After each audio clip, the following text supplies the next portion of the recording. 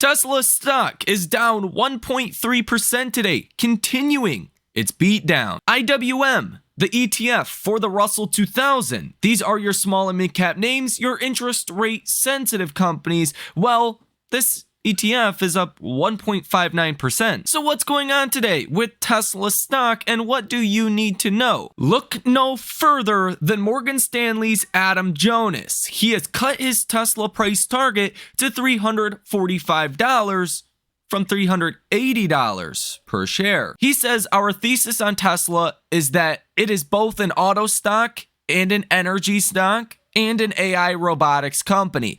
Looking ahead, we are approaching maximum market negativity on EVs. We believe the trough may happen towards the latter part of 2024. Morgan Stanley remains overweight on Tesla. We will go over the full report on this in the next video, but as you can see, it did have a big effect on Tesla stock today. Tesla stock started the trading day on a rally, on a very strong note. The stock hit as high as $218 per share today before falling $9 to $209.37 per share at the time of recording this video. So just when you thought things were starting to get better, well, here you have it. A price target reduction from the biggest bull on Wall Street is not great news. Now the highest price target on Tesla stock is from Dan Ives and Wedbush at $350 per share. The good news is, if you are bullish on Tesla stock, you have a longer period of time potentially to buy shares of Tesla, and this does make the probability for a positive return or positive earnings reaction, well, more likely. The more a stock falls heading into earnings, the more likely it is to see a recovery following earnings. We talked about this in the last video, but I'm expecting a solid beat across the board from Tesla's numbers. The biggest question is, what is 2024 delivery guidance going to be, and have margins bottomed? Let me know what you think down below in the comment section. Beyond that, any new details of product offerings, whether that is the $25,000 vehicle, Optimus, Cybertruck, bunch of different things. Anything in that nature that is announced is going to be, well, really good news. We're not expecting anything new from any of those different sectors, so be on the lookout for that. Now, why is IWM actually outperforming today? IWM is up 1.53%. Now, I wish there was an easy answer for this. You could sit here and say the 10-year treasury yields are down 4.5 basis points today, and sure, that is obviously helping out, but that's probably not the main reason interest rate sensitive names are doing well. When you look at the Fed Rate Monitor tool, this is a tool I love to use. It's free. It tells you what markets are pricing for Fed policy, whether it is a cut, whether it is a continued pause. And for a long time now, for the last, I guess not a long time, but the last month or two, we have solidly been pricing in a rate cut in March. You're no longer pricing in the first rate cut in March. The odds of a pause are now 59.4%, and the odds of a rate cut are 40.2%. On face value, to maybe a less educated investor, you might say, well, we're no longer pricing in a rate cut in March. Isn't that bad news for interest rate sensitive names? And no, because in theory, the sooner the Fed is forced to start cutting rates, the quicker they are forced to start cutting rates, the more weakness you're likely seeing in the economy. The fact that the markets are pushing out some of the first rate cuts is a good sign that economic activity is probably going to continue to hold up. But I will say it is strange, because on Friday you were pricing in 5 rate cuts, and now you're back to pricing in 6 rate cuts for full year 2024. I also think a semi-logical explanation for the outperformance of small cap stocks today is the fact that a lot of these stocks did poorly towards the ending of 2023. You had a very aggressive rally from like late October through middle of December. Very bullish period of time for small cap stocks. What happened? A lot of people did sell those stocks in the last week or two of 2023. They took a tax loss harvest, and now you could see a lot of funds buying back those stocks. Tom Lee with Fundstrat, one of the most accurate analysts that has ever lived, well, he thinks small cap stocks are going to rally 50 to 60% in 2024. Right now would probably be a good time to position in some of those names. We do have a bunch of notable earnings this week, and that is going to turn into the main focus of markets, at least for Monday, Tuesday, and Wednesday. Thursday and Friday, the bigger focus is probably going to be the economic data like GDP coming out and durable goods orders. We talked about that in the video on Sunday, and we'll talk about that a little bit more in the video later on tonight.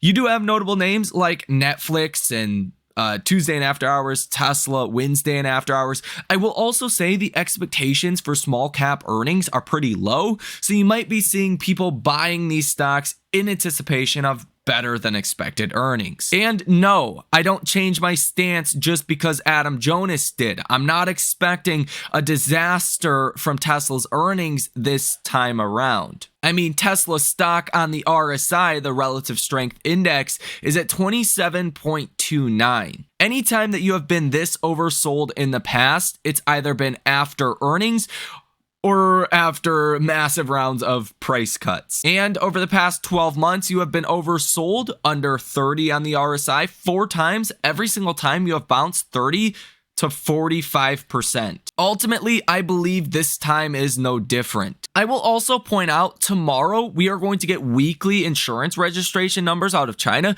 And we've had a lot of Chinese-based X accounts that have said the number's probably going to be pretty strong. Recently, Tesla stock has reacted very good or bad to these weekly China numbers, and I think tomorrow's going to be exacerbated because of how much we have fallen recently and how there are a lot of fears out there that demand could really slow down in 2024.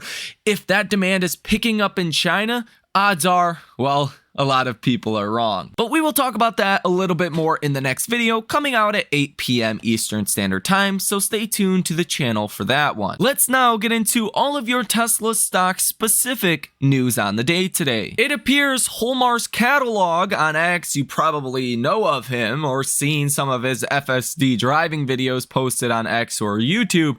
It appears as if he has gotten a flat tire. Tesla North America posted or responded to his picture and says, "Mobile service at your service. By the way, we also fix flat tires on the spot. 30 minutes and you'll be on your way no matter where it happens. Free of cost under extended warranty." Holmar's catalog shares this photo, and he did make a video of the drive here of FSD beta V12.1.2 that is now rolling out to a couple different, at least according to reports, non-Tesla employees. And according to a Tesla owner, after using FSD beta V12, here's what they said. Quote, "Definitely feels way more natural, less robotic. Stopping feels better. Tried a few places, it always messes up, and it nailed all of them. Just some acceleration presses." Tesla says under the FSD beta V12 update,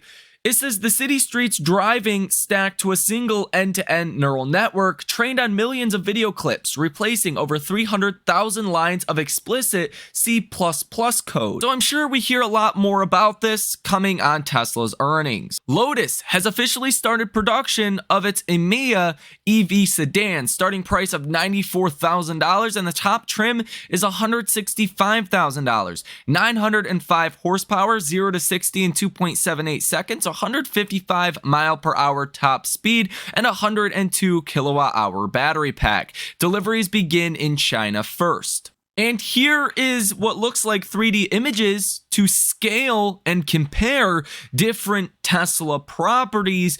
And here you can see Shanghai that is producing almost 1 million vehicles a year, and just how small it is, comparing that to Giga Mexico or even Giga Texas. So just imagine when Texas and Mexico are fully built out. As of today, 6,430 Tesla investors have voted on retail investor questions representing about $1.8 billion worth of shares. Now, these are questions that hopefully management will ask and answer on the earnings call. Now, the number one question has 2.8 2,000 votes and 4.6 million Tesla shares that are represented. It says, given that you moved the start of the next generation compact vehicle production to Austin, has the timeline improved so that we might see the next generation platform vehicles in 2025? You could see how a question like that could be very bullish for Tesla stock investors. Let's say Elon says, well, we might see that by the end of 2024. Oh my gosh. That could spark a violent rally in Tesla stock, and hopefully management actually answers that question. Tesla files to expand the Hollywood Diner and Supercharger to 80 stalls. Not only is Tesla an automaker, a software provider, potentially creating a robotaxi network, autonomous robots, the whole shebang, Tesla could now become a restaurant-entrepreneur as well. Tesla is officially launching in Chile on January 31st with the opening of their first store in the country. Tesla says, join us on Wednesday, January 31st from 8 p.m. to 10 p.m. to celebrate the arrival of Tesla in Chile with the inauguration of our first store in Parpique, Aramco. We now have a new Cybertruck wrap. This one is Steck Dino Purple. And yeah, I mean, that's definitely a bluish looking purple, but nonetheless, pretty cool to see what people are doing with their Cybertrucks. I think all we need next is, as Sawyer Merritt says, a pink wrap. Tesla Korea will import all of its vehicles from Giga Shanghai starting this year. Previously, these vehicles were coming from Fremont. Tesla's global inventory numbers seem to be going even higher for the Model Y, which is ridiculous at this point. Model Y inventory is at the highest level it's ever been at, whereas Model S is very low. Model 3 inventory is very low. Even Model X inventory is sitting at pretty much the median over the last 12 months. This comes at the same time Model Y Google Trends data is starting to really tick up here. Model 3 search trend activity is ticking downwards. The Cybertruck continues to fall, and the Model X inventory pretty much stays around 9 or 10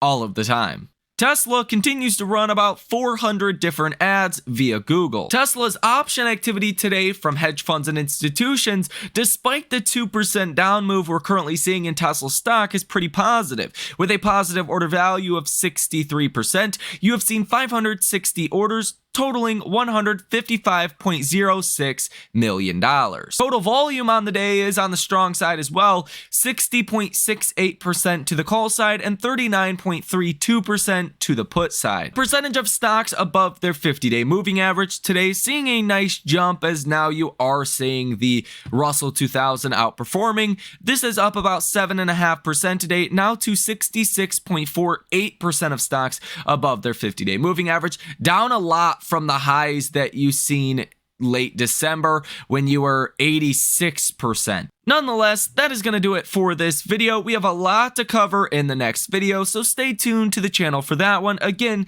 coming out at 8 p.m. Eastern Standard Time tonight. You guys have a fantastic rest of your day. If you want to come join the trading community, check out the link down below in the description of this video. Thank you for watching. My name is Michael Tyler, and I will see you in the next one.